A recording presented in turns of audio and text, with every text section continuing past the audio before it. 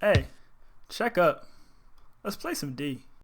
Welcome to episode 29 of Play Some D, my weekly installment of four, possibly five topics I place into quarters and overtime if it's five topics. The fifth topic is overtime, and who knows? Today we may get a unexpected overtime. But yeah, this is the big 2-9, and I'm a bit excited about this episode. Um, I had a number of different things I could have swung around and talked about, but the big news with the NFL and Jon Gruden came out last night during Monday Night Football, so I had to jump in and make that. I wanted to talk about that. I do have an opinion on that.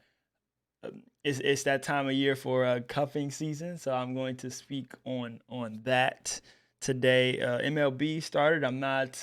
I'll go out and say it. I'll say it again when I begin my riff on it. I am not a baseball guy. I don't really like it, but I'm a fan of competition. And Major League Baseball is a professional sports, and any professional sports that really pop up on my radar. I kind of talk about it. I probably could have swung WNBA in here today. The finals has started. Chicago Sky. I'm going with Chicago Sky. It's not really too much to talk about there. I do think Chicago Sky are the better team. I think Candace will get this ring at home. So I hope she does, and that'll be super cool for her.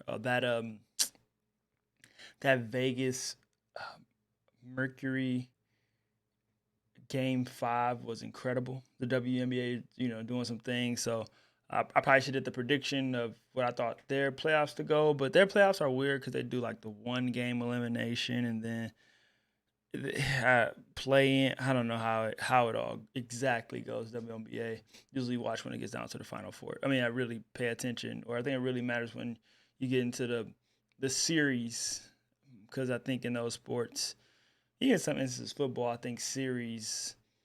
I guess you can't do it in football, but series and are I like series. Series are cool. I don't know about 7 games, but series are cool.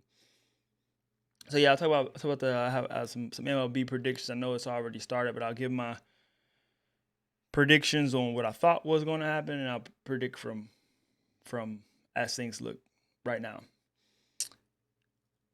The new, it's not new.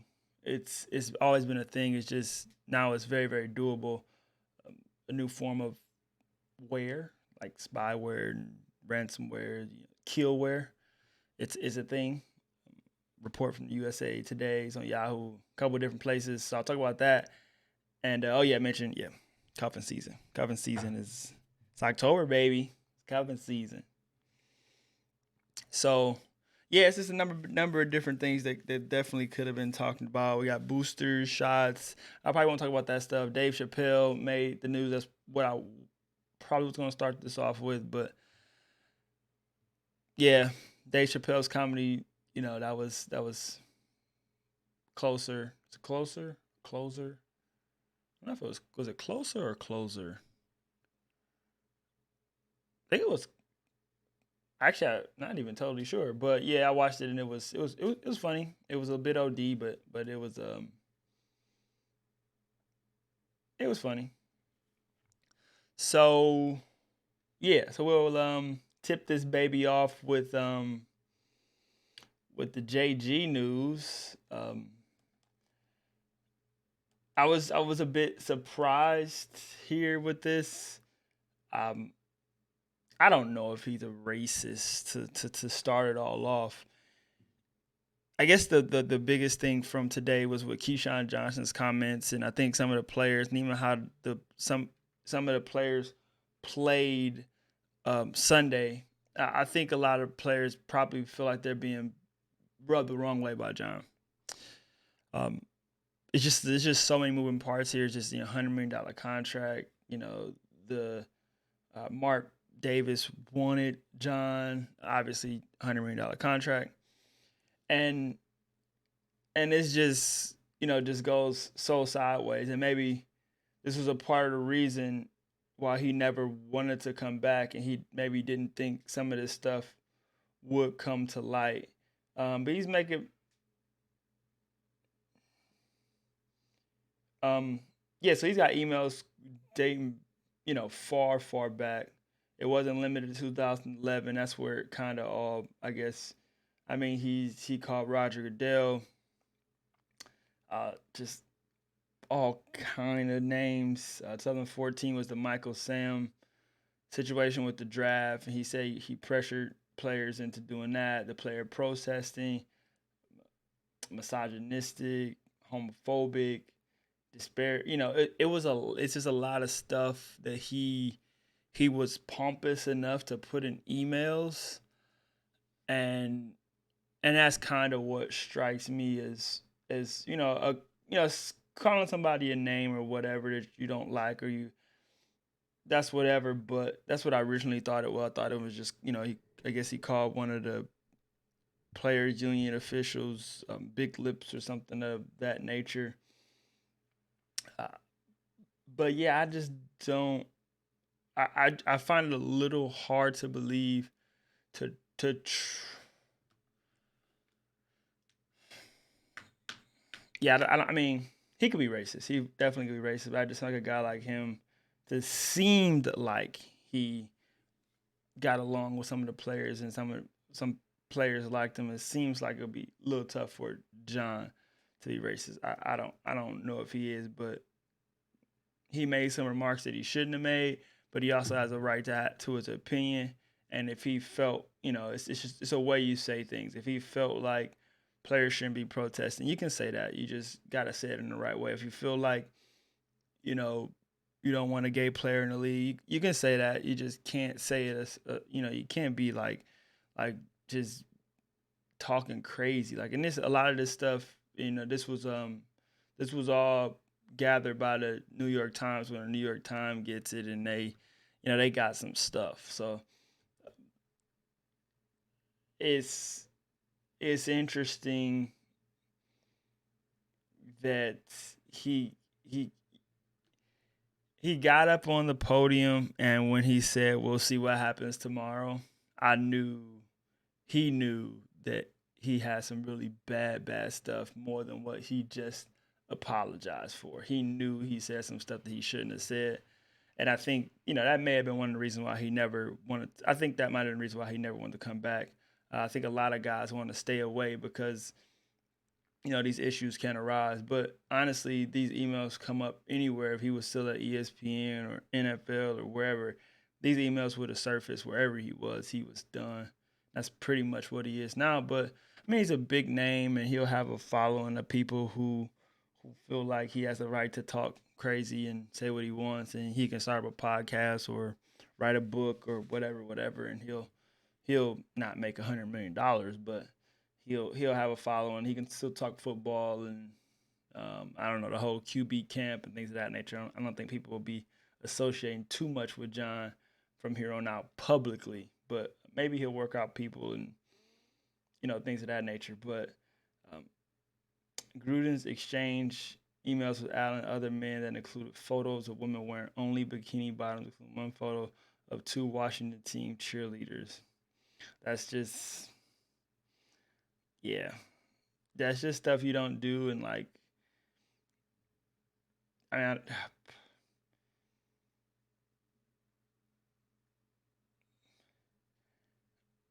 company email.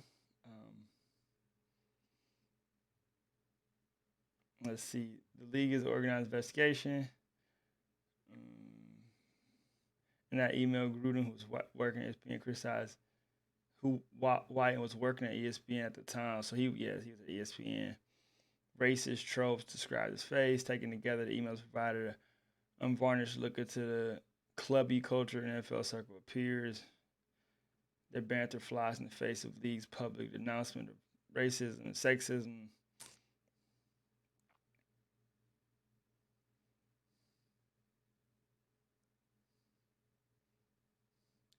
Instructed league officials to look at more than Goodell instructed league officials more than 650,000 emails during the past few months.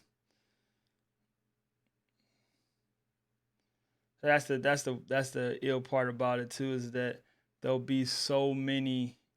There's going to be so many, or maybe not, but there's a possibility of so many other people that'll fall victim to some crazy stuff they said in emails too, because I just don't understand, like, from the beginning of time, even with your like cell phone, like, yes, privacy is a thing, but or should privacy is a thing. Privacy isn't a thing. Privacy should be a thing, but even with your cell phone, you gotta be careful what you send and who you send it to, because they can snap it and tell on you, and it could cost you your livelihood. So you got to be careful where you send stuff electronically.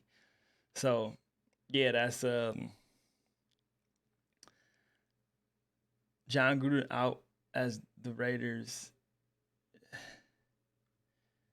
head coach is it's surprising. It's surprising. I thought he would get like maybe a suspension or a fine or something, but that was when we just thought it was when I thought it was just a comment about somebody's looks, and you associate that with racism or whatnot. Yeah, it sucks. It's wrong, but um, when you get into doing this, cheerleaders and just thinking you're above the law, which I'm sure a lot of these owners, GMs, this fraternity or whatever, this group of guys that think they can get away with whatever. Like I said, I wouldn't be surprised if it's more.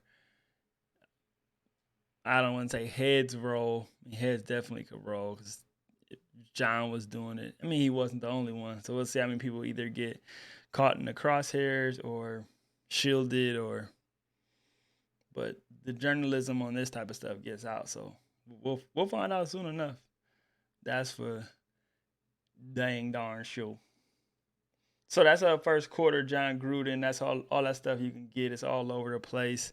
It's a big time. I just had a kind of a shocking opinion. And once again, I don't think he's racist, but do I think he's, as Keyshawn said, go watch Keyshawn's comments. That looks like him. That seems like that's him. I think that's a lot of football, though, in general. That pompousness, that I'm better than you. I'm the man. I can do whatever I want, and I take it to whatever level I want, whether that's being a hole or disrespectful, or that seems like him for sure. All right, so quarter number 2 was MLB playoffs. Now I'll get this out of the way.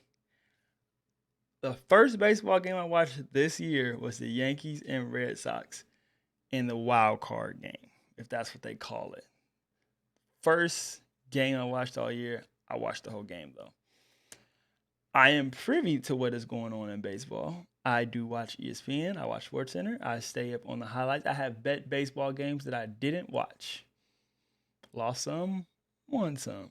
So I know who some of the good players are. I know who some of the pitchers are. I could not name more than 6 guys on any roster. So that's that. So what I always like to see at the end of the season is who won 100 games. The Rays did it, only team in the AL that did it, and the Dodgers and the Giants, who are playing right now, they both won 107 games. I didn't even look because I don't really deem to look that far, but how they're playing each other in the first round, dumb. Dumb. It's dumb. The best 2 teams playing each other in the first round is mad goofy to me. It's mad goofy. Like the wild card game, the Dodgers and St. Louis. What was St. Louis record? 1972. Braves and Brewers. Yes, that Dodgers and Cardinals. So Giants was number 1 seed, and that would mean they play but they're not but that's the Giants is the 1 seed, so they would play oh, I see what they're doing. They're the 1 seed. So the ones he would play the 4 or 5, but the Dodgers really aren't a 4 or 5. Dodgers are technically the 2 seed. If the Dodgers win, they should be. If the Dodgers win that game, they should then become the 2 seed. It should rearrange after depending on who wins that game. And that makes perfect sense. It's no shot the Dodgers should be playing the Giants right now. Goofy Major League. Yankees, Red Sox. I'm not gonna dig in that, but kind of the same concept. No, they actually are the 4 and 5 seed. Like they actually are record wise. That's where they should be. So kudos to those 3 teams that won 100 games. Braves winning 88. I'm the same way with football and basketball. I don't care if you won your division. I do not care. I don't care. I don't care if you won your division. You did not get a high seed first and foremost. And in some instances with baseball only having technically 4 teams make the playoffs, they should switch it to 8. First of all, it's teams that don't even have a shot. They should switch it to 8. And if it's only 4 teams and you have the worst record, you obviously you should be the worst team, or you don't make it. If somebody else slides in, you don't make it. It all worked out for the Braves this year because the Braves technically were the next best team. They should be there, but they're seeded horrifically wrong. All right, so I'll go off on that tangent. So, what I would have predicted had I just started, I would have thought the Yankees would have went to the World Series. I thought they would have played the Astros in the ALCS, and then I thought I would have taken the Astros. I would have taken the Astros in the NLCS to play the Dodgers. They would have had them beating the Dodgers and playing the Yankees. I have no idea who would have won that World Series, to be quite honest with you, but I'll just say Yankees for the heck of it. By the way, you could peep the cap. The cap is I'm low key I'm low key, for the MLB, you know what I'm saying? Like there's all the teams. I got a couple of these hats, you know what I'm saying? So yeah, I represent for them a little something. All right, so yeah, that would have been. I just had the Yankees would have won it all just to start it all off. But now we're in the case where the Yankees lost to the Red Sox. I watched that game. It was an enjoyable game. Now Tampa Bay lost to the Red Sox. I'll just stay with that. So Red Sox are in the ALCS. Houston's leading the White Sox right now. I thought Houston would have won the beginning. Wait, I said the wrong team. I'm sorry. I screwed that up. I meant the Brewers. I meant the Brewers to play. Yeah, Yankees to play Houston, and then the Yankees to play the Brewers in the World Series. I screwed that all the way up. Completely screwed that all the way up. So yeah, I said Houston, Yankees. So Houston and Boston. Once again, I think Houston's going to win. I think Houston's actually I don't know. I have no idea. Boston's playing really really well, but I'll take Houston. Since I said they were going to give the Yankees a fight. I do think the Dodgers are still going to come back and beat San Francisco. San Francisco's up 2-1. Give me the Brewers. Once again, I'll stay with my pick. Brewers and Dodgers, and Brewers and Astros in the World Series. My predictions, and I'll take the Astros to win that baby. So yeah, whoever comes out the American League, I think will win it all, unless they do play the Dodgers. Now the caveat with the Dodgers is, I think there was an interesting bet I saw in Vegas. I think it was the Dodgers to win it all versus the field. I think if you put like 5 G's on the Dodgers on the field, I think that was the right bet. You got like $2,000 something back. So they thought the Dodgers would win it all again. Vegas did. odds sharks, whatever odds said. So I didn't think the Dodgers would win it back to back, but they do have a really good chance, especially if they get past the Giants. They have a real good chance. So I'll take for my prediction the Astros beating the Brewers and what we have left. As I mentioned earlier, my pre-predictions, if I would have did this before, which I should have done it last week before the playoffs started, I would have had the Yankees and the Brewers, with the Yankees winning. But ain't gonna happen, Captain. All right, halftime. Halftime, let it shine.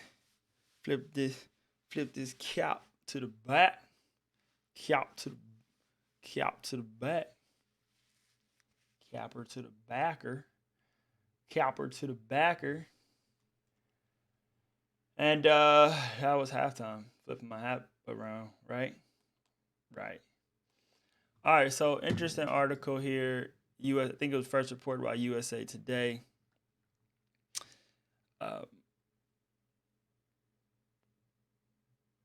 There was an attack on Osmar, Florida water system in February, which intended to distribute contaminated water to residents. That should have gripped the entire country, Mariakis says. Mariakis is he is the Homeland Security Secretary. And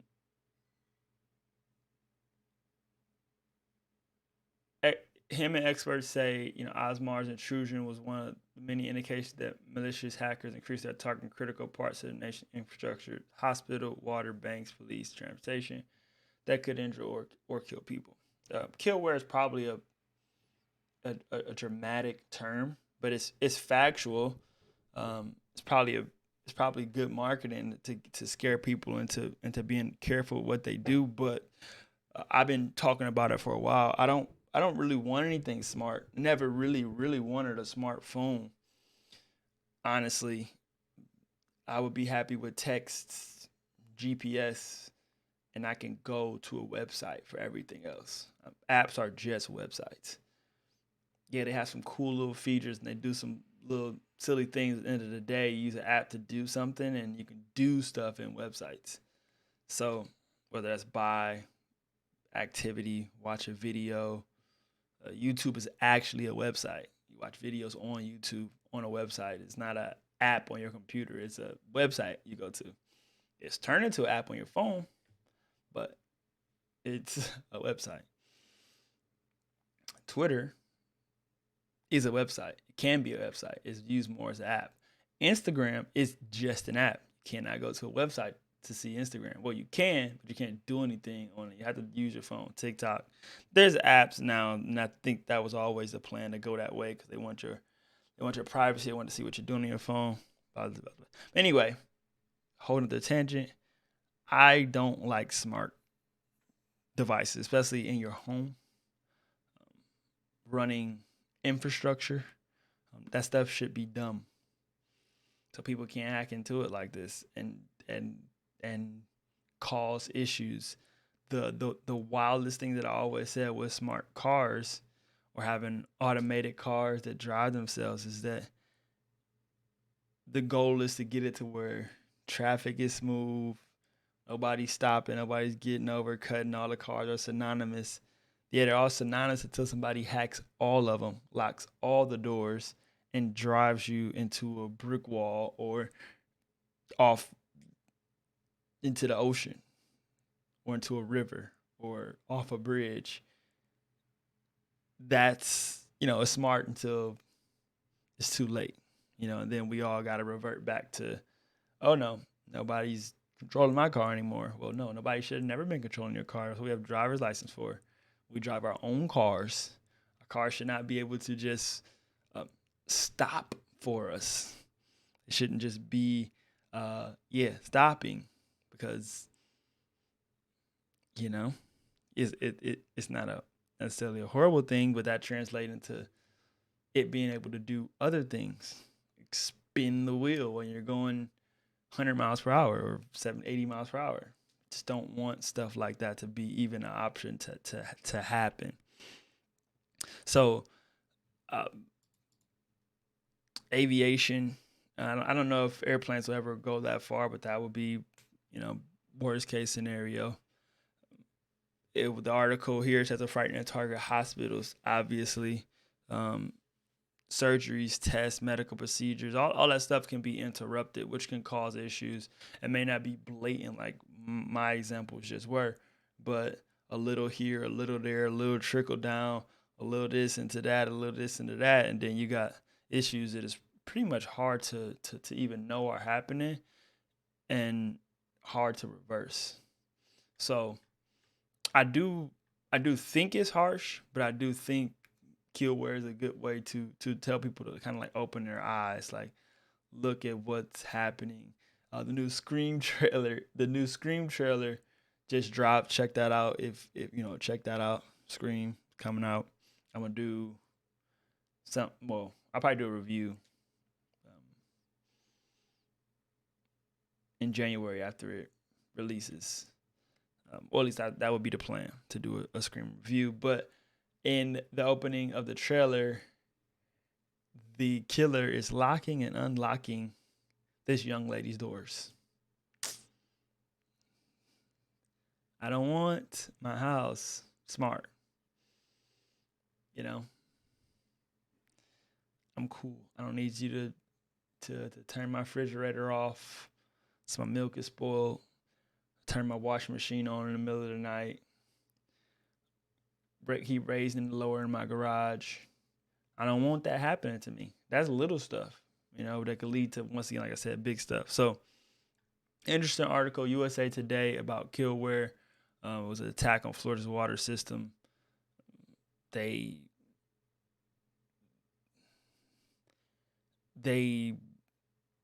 got it under control. Well, let me see who are the hackers. Has begun sounding an alarm about this one in Florida, which money wasn't the power.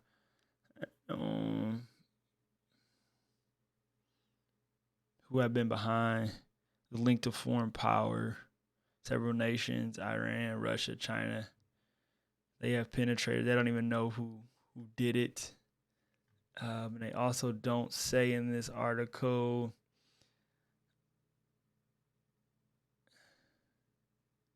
the attacks are increasing in frequency and guarantee. Cybersecurity must be prior to all of us.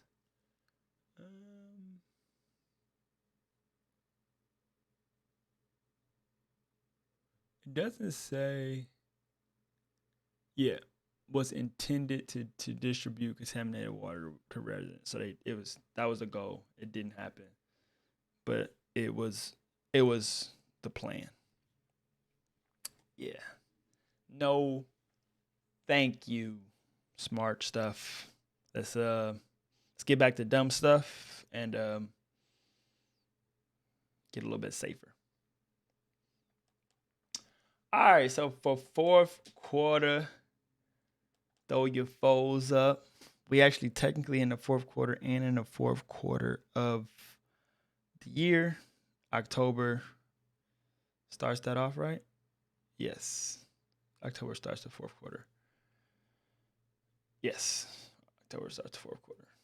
And with that being said, cuffing season begins.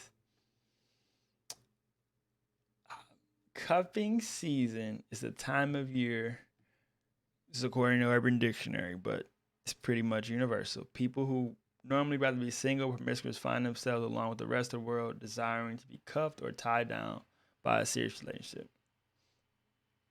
It's short for handcuffing, basically shacking yourself to another person. I always felt like cuffing season was something for the East Coast, Midwest, where it gets kind of chilly. I feel like all the coastal states don't really have a cuffing season. So whenever you meet somebody you like, you get cuffed. I think in the coastal climates, that's just my opinion. I could be totally wrong. I don't have any facts to back that up. But for sure on the East Coast, Midwest, there is a time where people are looking for, you know, looking for a significant other. And I totally aren't mad at that. So with it coming around, um, it being COVID, and I just talked about, I don't know, that was 2 weeks ago. I'm pretty sure it was 2 episodes ago. I talked about, or maybe it was last week. Sex edu, or no, it had to be two. Man, I don't even remember. I don't even remember. But I talked about how, you know, pandemic has switched around how you do things with love in mind. And cuffing season, a lot of the articles are talking about how to navigate it, and you know, clickbait stuff to click on. And I clicked on some of it and read some of it and just saw what their opinion was.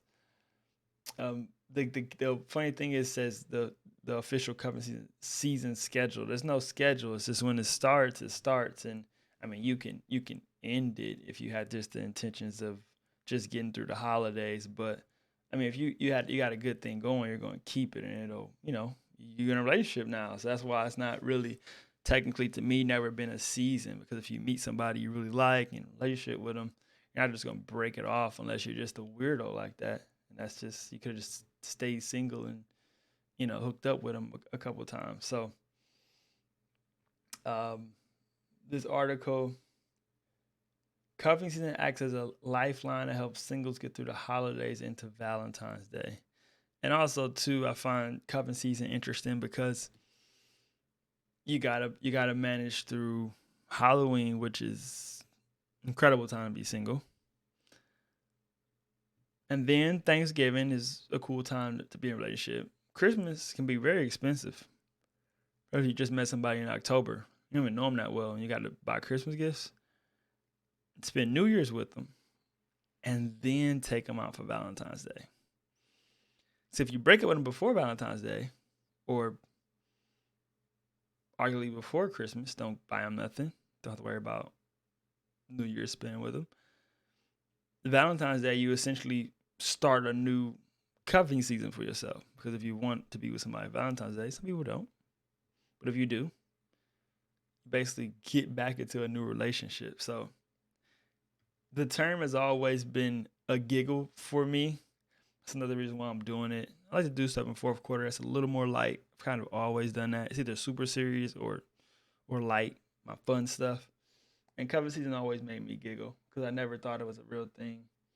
But people started talking about it and acknowledging it as a real thing. So then it kind of becomes a real thing. Before you get worried about missing the cuffing season when rest tour, you have time. The host of Save the Date Show podcast crafted a cuffing season schedule in 2018 to keep you on track. That's pretty darn funny. It's pretty darn funny. Furthermore, to avoid accidentally partaking in cuffing season, this doctor advises not jump into an exclusive relationship right away. In other words, keep your options open. That's if you don't want to be involved in cuffing season. That's pretty hilarious. So the Mashable article for a couple of days is how to survive cuffing season 2021.